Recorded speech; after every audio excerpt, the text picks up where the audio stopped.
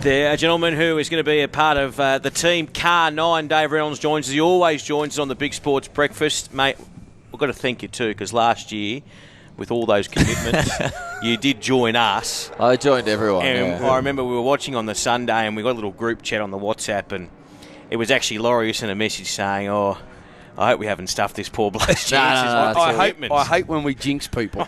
It's all my own doing, don't worry. It wasn't one person. It was only all my own doing. It was all up to me. So you were trying to be too good. Yeah, well, the problem is I say yes to everything. Yeah. So can I, anyone rings me up, can I talk to you for 10, 15 minutes? Yeah, no worries, I'll talk. Is that the biggest thing you've learnt, though, out of doing that, is to cut back on your commitments? Yeah, definitely. I think any sports person going into like their grand final or anything like that, it's all about energy and conserving your energy. And they say energy is like currency. Yep. So, the more energy you save during the week, the better you'll perform on your game day. Yeah. And I was reading in today's paper, you've got a hydration specialist following you around this week? Yep. I got my mate Phil Rankin. He's come, and every time I take a pee, I pee in a little cup, and he takes it away, and he gives me like a score out of 100%. It's like what are you on? What are you on out of 100? Oh, I'm about 95 of them. 95? So I'm good. Yeah, 95 is like very, very high. I don't think he's ever had 100%, but he gives you a test. It's all the pH levels, the salt level, the carbohydrate in it, and he's such a funny dude. He's all about the flow and the energy, and he's a surfy dude from Newcastle, so you can just picture the type of person he is. So with that too, do they monitor your sleep? Because I remember last year you were telling me about your struggle to sleep. Yeah. Well, last year I had they call it what do they call it? Like adrenal dysfunction. Hey, sleep deprivation. No, they call it adrenal dysfunction or something like that. So your adrenaline system's well overhyped, and it's hard to get to sleep, and it's hard to stay asleep. So I'm a much more calmer approach this week. So it's all going a lot The big better. fella, he doesn't struggle sleeping. Don't you? No. I was going to say I'd have a pretty good score on that. Out of that 100. On that 100. I'd be hitting 80s or something. Never judge a book by its cover, Dave. I'm telling you. You're an athlete.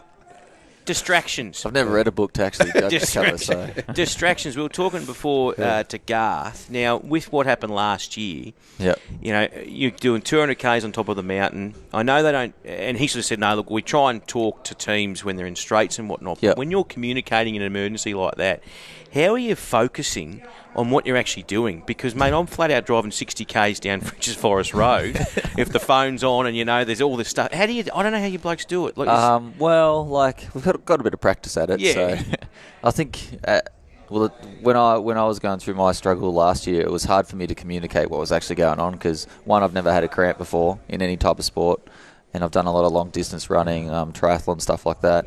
So I've never really experienced anything like that to explain what it is and how long it's going to last for, and and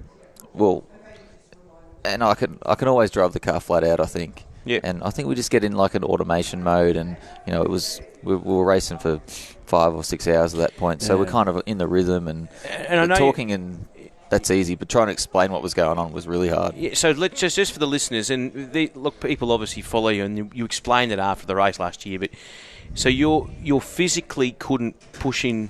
What was doing with the cramps? You could. I had both my calves cramp up, like little stones in them, and I couldn't get full throttle, and I couldn't feel where my foot was on the pedal or the brake or the throttle at any time. Yeah. I could only really gauge by I don't even know actually by the sound of the engine. If it sounds like it's accelerating, it's accelerating. Yeah. Like it was in a really bad spot, and I had to pull me out because I was driving down the straights at 30% throttle. I couldn't actually push. That's unbelievable. Yeah, and it's amazing as a sportsman, because when you're in that situation, you feel like you let people down. Oh, yeah, I felt terrible, man. I felt horrendously bad. Yeah, because a lot of people felt for you last year, and if they've been through that in their own circumstances, when you're being a part of a team and you're the leader of that team, you do. How long did it take you to sort of get over it? You take it all on board, don't you? And you shouldn't. Yeah, I know, but that's just me. Yeah. Even if the pit stop fails, I think it's my fault somehow. I don't know. Yeah. I just always blame myself.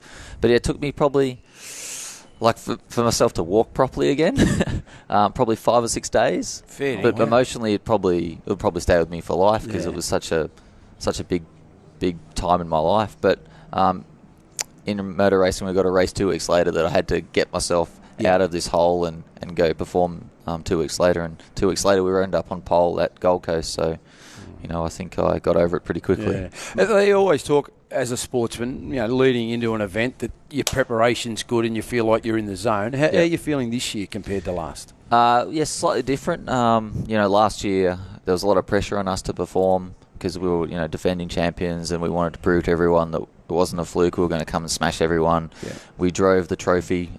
We drove the Peter Brock Trophy from the out lap to the grid to give it to someone else to take back, and the whole month we were just saying, "Nah, it's coming back with us. It has to come back with us." Yeah. So, we were reinforcing that it had to come back with us. We led 138 laps of the, until I couldn't drive the car anymore. So, I'm feeling a lot different. There was a lot of pressure last year. There's not so much pressure this year because, the categories evolved a little bit. The Mustangs have come in. The technical rules have changed a little bit. Our performance over the last couple of rounds haven't been great. Not great, but haven't been the best. And the lead-up's been a lot different. So I'm much more relaxed. The team's looked after me a lot. They've given me less to do. And I've managed myself a lot better for once in my life. Well, with the tab, and as we said before when we were talking to Mark, you're 850 at the moment. Plenty of people will be listening and going, might have something on. Why will you win? Why will I win? This is your chance to sell yourself to all the punters out there who want to back you. So it's like the old, we talked to the horse trainer before the race, and we say, right, how's the horse going? I'm the car trainer. Why will you win the race? Why? Because I've got the same team as I do last year, or the last 2 years. The last 2 years we've had the fastest car, without a doubt, in the race. And we should have been twice champion, but not a lot's changed in our team, just a few of the other teams have changed down pit lane. So we're ready to go. You want to smash the Mustangs. No 100%. No one likes them. No, they're ugly things, aren't they? Yeah, everyone's off the Mustangs. Off them. See, I want that bit of passion. Yes, he's not even an Australian, he's a Kiwi. I know. And it's an American team. And the American. Come on, you're a proud Aussie. See? It's an American-built car. We're Penrite Racing. We're an Australian brand manufactured in Dandenong. So, that's why people should get on board. Get on board. Take the A50. Thank you very much for joining us, Thanks, mate. boys. Much appreciated. Thanks for having me again. Always a pleasure, mate. Thank you. Love being here.